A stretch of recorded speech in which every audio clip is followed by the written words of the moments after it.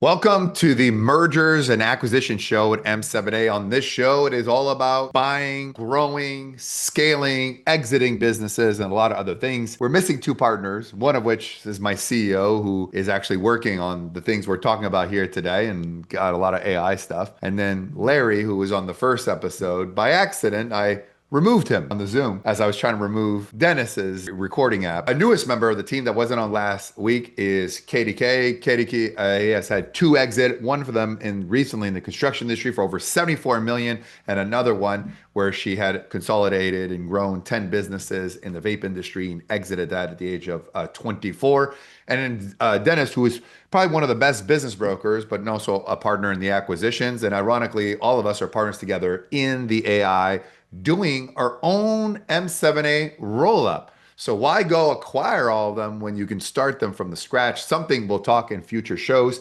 The idea of this show is, do you want to learn how to do M&As, whether or not you want to buy a business or have your own business and acquire revenue in order to grow? Because it's much easier to acquire revenue than it is actually to grow revenue. Or you want to be an M&A deal maker. You want to put a bunch of companies together, take a piece on top, consolidate them, and then set yourself up for an 8 or 9 figure exit. Or you want to do M7A, where with my money, you go find the deals that I like, bring them together, and I put you onto the company agreement and we exit together. And I don't need your money. I just need you to follow exactly what I'm looking for. What is it we're doing? By the way, that link is in the chat where you can find all this free training and resources we do this. So first of all, welcome. Katie, did I miss anything about your introduction here? You were not on last week. Yes, no, you didn't miss anything. I'm glad to be here. I was on a plane the last time they did that first episode, so I'm glad to be here. And I watched it, and you guys did great, so I'm excited. Yeah, no, we finally launched it. And by the way, our next show, which we re-recorded, we interviewed somebody who was doing $6 billion, exited to American Express, and has had 2 other exits for a total of 3. That's an exclusive interview. And if you want that show or it takes 2 seconds. If you can subscribe to that channel, like and put a comment there, it helps the algorithm. M&A is where the money is because real estate's dead. M&As and AI, those are the 2 things where the money is right now, but it is complicated. And today we're going to uncomplicate it, the idea. We're going to talk about sort of the difference between buying one companies or buying many companies. There's a lot of people on YouTube talk about buying boring businesses. It's not what we really do. We don't want to acquire a job. And I think people have this notion that they're going to buy a business and it's going to be on autopilot. And to be honest with you, it is a job and nothing's on autopilot. Nothing's passive. There is no such thing. Passive income is a scam. What we like to do is we like to buy with a purpose of 8 to 9 figures. And right now in AI, hopefully we're going to the billion, and we'll talk about this. So first of all, let's talk about the art of, very quickly, the process of somebody wants to buy their first business, right? And then we'll have Katie, someone acquire a business to your business. So let's talk about this. What are the steps, very quickly, someone who wants to buy their first business? Where do they go? Where do they look for? And more importantly, what are going to be the red flags and things they need to not do? Yeah, well, there's many different steps in buying a business. It's a lot harder than just buying a real estate property. There's a lot of good listings and MLS and everything's public. When buying a business, a lot of the business listings are not public. Most of the companies out there in the market are not for sale. So not only do you need to have a strategy, how do you actually go about contacting these owners and be relentless of following up on these leads, but you also need to be able to actually afford to finance it. So the first couple steps is you identify what your buy box is.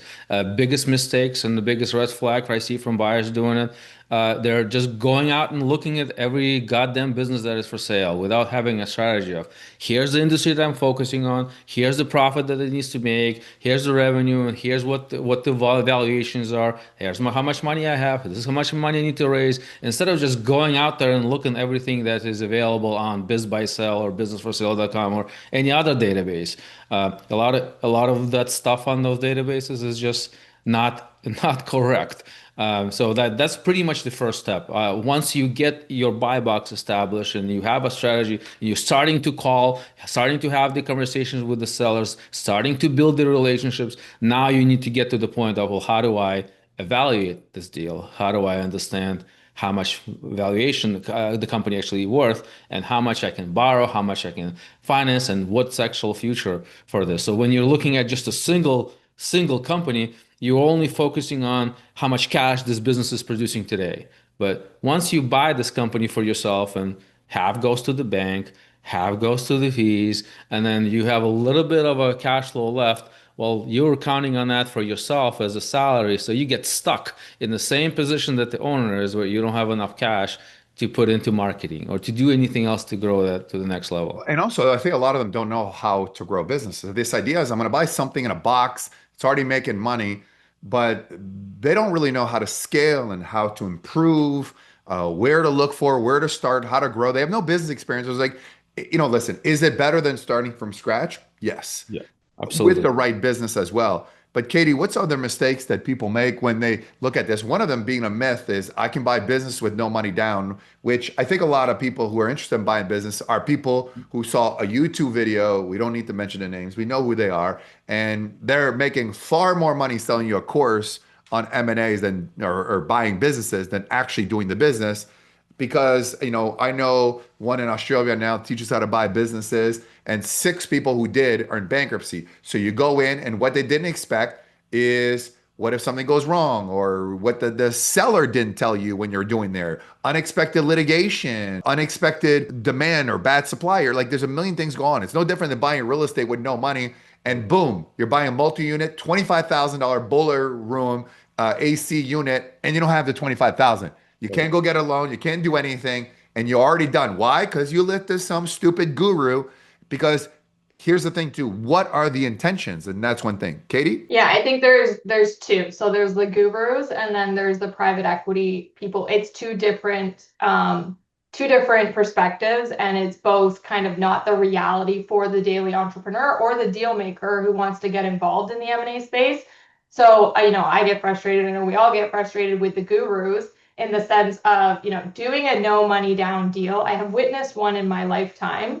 And I've only witnessed the one because it was a strategic reasoning for doing the no money down deal. So it's to say that, you can get into this space and be doing no money down deals, and that's just going to kind of fall into your lap is just not realistic. The amount of volume, I'm sure Dennis has seen a no money down deal. We've all probably done a no money down deal, but the odds of that happening, you're talking about going through thousands of deals before you find that one. So I don't like the preaching to the average, aspiring entrepreneur or entrepreneur already who thinks that I'm going to get into this space and then that's how it's all going to play out. I think the volume in which it takes to actually get deals across the line, the amount of follow-up, the amount of building the relationship, and then what Dennis was saying, you have to be very, very strict on your buy box. And a lot of people, when you start out in this road, it is years before you make money. And I think people start to get, oh, well, I just want to do a deal. And this one looks good enough, so I'm going to do the deal. So I think there's the guru side of it, but then also I get very, some of these private equity people come into the entrepreneur space, and there are people who talk about it as well. And that is also not comparable. You're trying to compare someone who has had a golden checkbook, who has written, checks out of private equity's accounts. And that's not the same as the entrepreneur who takes the risk, who's doing a buy and build, which is that leads me to M7A. And the reason I like that so much and like what you've built and that we're doing with people is because that risk is now dependent on what you can go out and find. It's not dependent on, I look at my buy and build, that everything was on my shoulders in that process. So you can't compare that to, even the gentleman we had on last night. I look at his story and have so much respect for him because it's the same process. It is someone who went out and did that in their own lane and stayed very, very disciplined in what he was looking for. So. Well, I think when we got to take a look at it, I think this people have to know what they want, right? There's the franchise model. You're buying a business in a box, and you just got to follow the systems and the plan. And then you have to take a look at it. If I don't go into the business, then I'll work at how much money I can make, right? Because if you have to stay there and make the money, that's not worth it. The tough side on the franchising part, and what would frustrate me is I can't change anything. I can't do anything. I can't come up with creative ideas. And there's good and bad on there because at the end of the day, if you don't know what the hell you're doing, you mess up. You could mess up the brand And they do have a proven system. I mean, we're talking about the big franchises. I think sometimes people, what they do is they have a business themselves and they want to franchise it. Everybody wants to franchise it, but there's two things that factor. Number one, you are good at what you do, but it doesn't mean that people are going to buy a franchise are going to be good entrepreneurs and they're going to work as hard as you do because they have expectation, open it, make a lot of money. And I think that's where a lot of problems. You have the second one of people buying a business with no money. And chances are, if you're buying a business with no money, you're buying a bad business and probably a business that would be absolutely unsellable, right? Most businesses, what did we saw on the first show? What percentage of business don't sell? I mean, 80% of businesses don't sell. Right. So it's like, So basically you're buying a business that just want to get out and they're like, here, you assume my lease and sure, take the equipment and do all these things. I've done twice. I've done distress, no money deals twice, and both times the seller was in distress. And yes, you can be creative, but I think if they're distressed about this, there's other problems they don't tell you about. The books are usually not audited because they can't afford audited books. And usually you don't know where all the landmines are. And it's kind of you're going into a place where, and you're going to put a lot of effort in turning around. But here's the point with the turnaround. What's the exit strategy, right? If this is a point is I can turn around this asset, this brand or this company and make it to something big. But usually the people that at least have a brand name that may be distressed, there's at least value into the brand, right? There's these things. But Ty Lopez, and I did a video about this. This is the guy, right? The Lamborghini guy, my garage knowledge, who goes in and bought distressed companies like Radio Shack, I think it's Pier 4, Model Sports, bodybuilding, right? And so he's on CNBC talk about these brands. And I knew right away, anybody who's in business like me, who does this and has a lot of business, we knew it was going to fail. But use the fact that we got these brands, right? And it was marketing all these brands so that they can raise a lot of capital, which guru, knowledge base, big audience, raise the capital. But let's talk about why did these companies fail? These companies failed because Amazon. It's really what it is. And so the first thing is you got a huge nut. Now, the stores that's going down, what they bought is the asset of the brain. Now, and what he said is we bought the customer asset. Now, I'm in business and I know very well that you can buy a company and the fact that you have their customer database, someone who's bought a year from now, even 3 months from now, 6 months, 5 years ago, it is useless, absolutely useless. Now, if you don't have the knowledge and you go back and you're like, oh wow, we got the big customer. The problem is now you're basically going to take this brand, which is what the plan was, and we're going to put it online. Well, here's the problem. We're competing against Amazon, right? That's the first problem. And number one, we got to drive a lot of traffic to that. Now the cost per lead, cost per acquisition is much higher in online marketing than it was earlier there as well. And people like Amazon because it's easy. I have an Amazon, I put it in there, 2-day shipping. It's easy. People like easy, right? And so then the Radio Shack, which, again, you have the Best Buys of the world and you have Amazon. There is anything I can't find in Radio Shack that I cannot find on Amazon, and try to trade it into a crypto play and edgy. The whole thing was a disaster.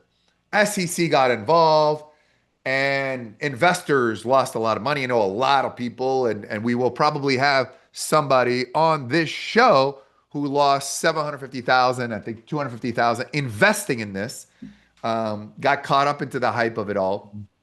And what happens is, I guess the company ended up being turned over to some of the investor, and that guy went bankrupt too. It was a fugazi. The whole thing was a fugazi. Now, he is now still selling how to buy businesses and talks about it, and the world doesn't know about it. And that is, if this man, Ty Lopez, had said, hey, bought these businesses, here's what I learned. And know what I never learned? It's not a good idea, right? Like my book, which is #1 best-selling on Amazon, talked about every failure that I made, because you learn more from failure than success. But we live in a world that people are flashing their cars and their boats, and they're flashing because they want you to buy the course.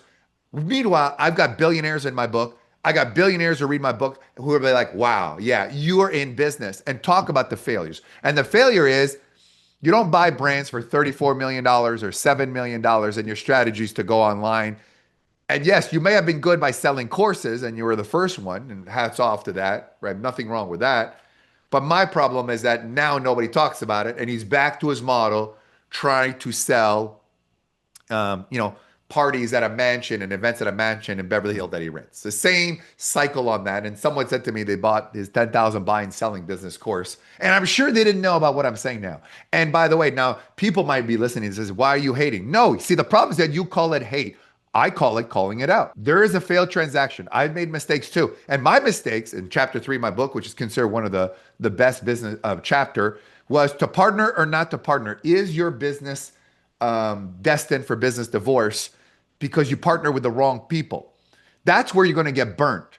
And this is a perfect example of not having the knowledge, saying I'm going to partner with everyone, and it doesn't work. And I think I'm tired of people calling it like being a hater. No, you didn't invest in money. And I'm pretty much sure if you invested 750,000, you lost money, you'd be pissed too because it was a failed strategy. So now they just kind of go away and there's no accountability. Katie, thoughts about this? And I think that's one of the fundamental issues that people don't see. What's the exit strategy? Where is it going to go? And if you start with the exit strategy, same thing if you take a turnaround of business and you turn around and make hundreds of millions of dollars or billions. We've seen that before. But a lot of people are taking over business. You know, you get a liquor store you're turning around, or a little shop that's, you know, that sells clothes, or you know, a bike fixing mental, like you're, yeah, you may take it, stop making any money, but we're going to talk about assembling in a second. It's not going to lead to a big exit. It's going to lead to a job. Then who is going to buy you? Do they have money to buy you? Right? And then you're going to be too small for the big players. And then maybe you get a little too big for the small players to buy out. It's a vicious wheel. Thoughts? It's also like lack of due diligence. So, you know, when I hear, you know, anyone, you know, we can use this as an example, we can use any example, but you know, lack of due diligence. Look at what Best Buy was doing, look at what Amazon was doing. JT will know this reference, but Future Shop was shutting down. So you see all these big box retailers that were shutting down. And if you're getting into that market, like it's just lack of due diligence. And, you know, if I was to go into work with one of these individuals, you know, we're always doing your due diligence. We do it in deals. It's not just, I think about the first business, and you talk about exit strategy. I was in a market where I rode a wave. I had to get out of that wave. Did I want to sell that business? No, but the market was about to shift. Profitability back then for me was above 60%. Profitability now in those types of business is around 17%. So had I not sold when I did, you know, where would I have been? And so you have to, you can't just, there's understanding mergers and acquisitions, there's understanding buying and selling businesses, but there's also being the entrepreneur who does the due diligence, that's also reading the news and watching where things are shifting. And if you weren't watching Amazon in that whole case, like you're an idiot. Like you have to watch all of your competitors, where the market's going and what the buyers want. Right. So you have to have an exit plan for everything, but you have to also have like Armageddon worst cases. But Because there is also a place called Authentic Brands, which took over Reebok and all these brands, and they've done a great job putting it over. And maybe that's a case study we should cover on a show, and maybe even get the owner and he partners with Shaq and things like that. And I'm not saying that's not a good strategy, but if the strategy is to compete with Amazon, that's not a good strategy. Like that's just fail. Dennis, you're in the R. You see a lot of companies. What do you think about my comments about this? Well, I mean, you're talking about large brands, and I see it every single day on my feed. Passive business. You know, you can buy something with zero down, $50,000 down, and like there's just no such a thing. I mean, even the laundromat. I mean, there's stuff breaks. You got to be able to fix, and like there's no such a thing as revenue that's just gonna continuously come in. Business is a constantly changing. This is war. Business is wars, and every day is a new battlefield. Someone said to me, business is not war. And I'm like, you don't have a business, don't you? You're not doing it because every day you're fighting. You're fighting to the customers. You're fighting Yeah. for dominance. Now you're fighting against AI. And if you believe you're not fighting, we have another book coming out, by the way, on September 9th. That's going to launch Business's War, called AI is the New Weapon. So a continuation of this book. And it's changing. And it's a different angle from the perspective of the user as well as how to monetize. How do we make money with AI? as well. Make sure you guys go on Amazon, pick it up. And if you do so in the chat, there'll be a bonus. I'll give you $8,000 worth of bonuses. I think you have to take a look at what's the exit strategy. So I think the point is, okay, and I think people need to practice evaluating. People are just trying to like ride a bike without the training wheels, or they're not getting the training. And it's far, like people want to save like, 15, 20,000 learning about this, but it'll cost them hundreds of thousands of dollars, and not just money, but time and issue, because there's a lot of things. And as you said this before, in real estate, and I've done over 1,100 real estate deals. I have 84 companies and brands now, and 5 of them are AI. It's easy to say because you're like, okay, I don't know anything about it, but this house is worth this. This is what the house is worth because I can come up with measurable comparables, right? And the contractor is going to come in and this is what he's going to charge me. And then once it's fixed up, the house will be worth this. And I can compare it to this. In business, yeah, the company's worth this, but where are all the expenses, or what kind of accounting they did? Are they upwards? Is their business, as we were looking at a business for us to do M7A, where you keep 100% of the company, I will put the money and buy all your competitions, put them under your brand, and then we'll partner together for an 8 or 9 figure exit. And by the way, that's in the comments. You do this. Why we do this show? Fine, we want to entertain and educate you, and ultimately, I want you to do this with us. Or you want to be an M&A deal maker. And you want to put deals yourself, but ultimately it's to do the show. Like people just not to eat that, like, wow, this is entertaining. This show is to do deals and do business. But I see this person was a great deal. They fit the criteria of what we look for. But one of the issues they had is that 55% of their business, and they were making over £1 million a year, 1.1 million pounds a year, which is phenomenal.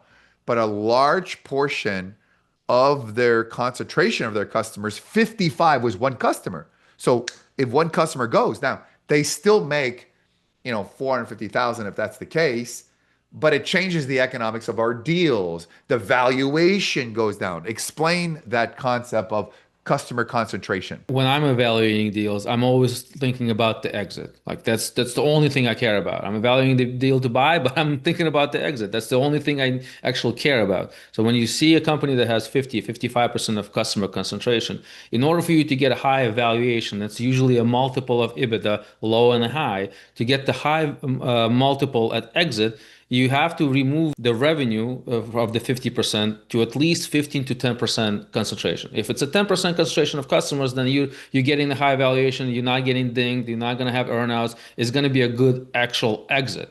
But to do that, to get from 50% to 10, you got to double the revenue. So you have to double the revenue. And the problem was with this particular case, okay, we'll go through and we'll double the revenue. But then when we do, we are again going to have an issue where we're still going to have customer concentration. And then what if we drop? I mean, it just becomes a problem. When you and I had a conversation yesterday, you made a point that we have to double the revenue, which we say at the bar, we're like, yeah, we're going to double it. But you're like, it's hard. Talk about that. I mean, typical company is lucky if they're growing, 10% year over year. I mean, we're looking to do a 3-year exit path, and we're trying to get the company from $1 million of EBITDA typically to a $4 million of EBITDA, or 4 to 10. We're not looking at decades. That used to be my problem in business. I would look at the company and say, I'm done 10 years, but 10%. We have to have an aggressive goal plan, so that we need to have an industry that we can actually do that, and we need to have the operator who can do that. But doubling revenues, I mean, it's a significant obstacle. And then also, combining the two companies, integrating. I mean, this is a lot of work. And at the end of the day, if you lose a client with a high concentration and you back to square one, then like all that time, money is wasted, and it becomes a huge problem. So let's recap. If you want to buy your first company, buy a good company at a fair valuation, right? And you're probably going to pay 3 times multiple. So if it does $200,000 a year, you're probably going to pay between 5 to 600,000. You should not overpay a 3 multiple, especially for a business less than $1 million. Maybe there's something to say about 8, 900,000 case by case basis. But think about, what is my exit, right? The most amount of money you're going to make is an exit, because if you buy yourself a job, now, unless your thing is, I want to take a business, I want to create my own job, I want to make $200,000 a year, maybe 4. I work in my business, I am the business, I'm there. That's fine. Right near my place, there's a gluten-free bakery, and I go in there, and it's never open, and it's open 7 a.m. to 1, Thursday, Friday, Saturday, 3 days a week. And this is a retail location, right? And apparently people line up at like 6 o'clock in the morning, an hour before they open, just so they can get the fresh gluten-free bread and anything. And I'm like, What if I order it? Like, just no, you have to be like, it's almost like the Seinfeld, like, no soup for you. And That's why you're walking at 4:30 That's right. That's what I was thinking. Go get in line for the gluten-free bakery. I Makes don't. all sense in the world Yeah, now. I'm like walk into the gluten-free bakery so that I can eat the gluten-free bakery. And it's expensive. Like the donuts are like $6.50 for one donut. And it's just like it's expensive, right? So like very expensive, but it's very good. And obviously, so for her, she's probably just very happy. It's a lifestyle thing. And I don't know what she does the rest of the time, but she's paying the rent and it's not open. But I probably give her credit. And yesterday I had lunch at First Watch. And I don't know if you guys ever been there as a business. And First Watch is like a merely a brunch place, open from 7 to 2:30. So I'm sitting there, it's like 12:30 for a business meeting. And the thing is packed and very, very healthy food, great food. The whole thing in my brain was thinking like, why don't they open later? Like, what would happen if they open for dinner because it's good food? And I'm in my AI, and their point is like simplicity. They want to dominate the 7 to 2:30 because then they can have one full-time person Monday to Friday, and then one shift on the weekends, weekend people. You don't have to worry about two shifts and that. And I think the people that own this franchise are like, hey, I work from 7 to 2:30 of the afternoons. So it's probably very much a lifestyle thing. And I have to give them credit for the discipline rather than if the bakery was open and who's going to come at like 6, 7 o'clock at night for a bakery? Maybe that, but it's not enough and it takes time away. So there's nothing wrong if you want more of a lifestyle type business. All three of us here and all five partners, we think bigger. Like everything I think of is 8, 9, and 10 figures. This is the way I'm wired. You can follow me Instagram and tell you what time I wake up. Like if you just gave me one job, like if you told me, do you want a business that works 7 days a week and you could make 500,000 a year, or you could have a business that makes 200,000, but you're working, 4 days a week, 3 days a week. I would take the 7 days a week just because what am I going to do the rest of the time? Like, what do I do with my time during the day? So that's just a personal preference. And by the way, if you are happy with that, there's nothing wrong with that. Right. But you don't want to buy up problems because it's a different skill set on a turnaround. And we'll have my coach, Hugh Hilton, at some point. He's also a co-author of my book. Please go to Amazon, get the book, and get all the bonuses below. He's turned around a casino. He's turned around big brands as well as part of like bankruptcies and restructuring. But he says it's a lot of work, right? And so we'll have him on and the show as well. And make sure, again, you subscribe and you like and you comment. Let me know what you think in the comments. And then think about, okay, if I want to make money, which is the next part, what's going to be my exit strategy, right? And so if I'm buying, let's say, an accounting firm or IT company or a long list of companies out there, what's going to be my next acquisition, right? Is it a product? Is it a service? Or is it the same business? And can I acquire a second, third, and fourth? And as we've said in the previous show, you got to get to $4 million. You got to get to $4 million in EBITDA so that you can exit for anywhere between 32 to 36. In other countries, it could be, 26 to 32. Also, depending on the industry, the recurring income, add AI to it, your multiples goes up. There's so many different things, and you got to constantly learn. Just like I'm learning every single day. I mean, we're doing right now our own M7A M&A roll up with ourselves in the AI. If you want more information about that, we'll show you. Or you want to partner with me, we'll train you and you go find the deals that I'm looking for, bring them into a Zoom with us, and let's partner. And I'll put you on the company. You get a percentage. You can do the work or do none of the work. These are the things that we're having that we're trying to go in there because the idea is we want a second, third, and fourth, get it to 4 million, exit. Then if we get it to 10 million, we'll get anywhere between 105 to 125, depending on this. You're probably getting 175 million in AI, like we're finding out right now, very, very quickly. What we've done in 6 weeks in AI is just mind-boggling. So, Dennis, what is the key for the roll up? And of course, by the way, we will do more episodes on going deep, right? And so that is why part of this is to entertain. We can spend 3 hours in a row just talking about one aspect of the business, but this is a show as well. What do people need to know for the roll up? Because you have done it yourself with me, but you're also doing with clients, finding companies for them to add on. Well, to do a proper roll up, which is buying companies and building through acquisition, the most important part is having the right platform. If your foundation that you're building on is broken, nothing you can buy that can fix it. And a lot of business owners are getting themselves into trouble where they feel like buying that next company will fix issues, and it only gets on top of the issue. So to build a proper roll-up platform is the key. Having a company that has all the processes, procedures in place, enough cash flow that can actually pay the bills, enough people that can actually operate the business, enough tech. Everything has to be bundled in one, and then you can go out and then you can buy companies in a roll-up. But if your platform is broken, so will the whole roll-up will fall. There's nothing you can do to save it. So but that's the most important part, is that first acquisition. That's why it takes the longest. Yeah, I think like throughout that entire process, it is platform we could emphasize for probably 3 hours of how important it is. But it's also, and you were saying it, JT, it's the numbers. So it's knowing where you're going to exit. And by the time you do that first acquisition, we should know what we're selling it for and a timeline in which we're selling it for. And I think, one thing Dennis is really good at is kind of doing all that financial forecasting and seeing the problems before the problems are there. I'll even go back to the example of, the company we were talking about earlier, where it was just too much concentration. You then have to go and do even more due diligence. So you might get a deal on paper that looks great, or it looks great, but there is some issues. It's then you've got to go through and say, okay, well, who is this contract? What is the relationship? I want to meet the relationship. I want to sit down with them. Because in many cases, like I can make QuickBooks say whatever I want QuickBooks to say at the end of the day. So if I want to make my company look like the best company ever, I can make that happen. That's why we have so much auditing in the financials, is because there is great financials, and then it's going and seeing the people that are behind those numbers and seeing, okay, well, if there is an acquisition, who's staying, who's leaving, where is the relationships for the sales, right? Especially in construction, a lot of the time you might have a deal that looks great on paper,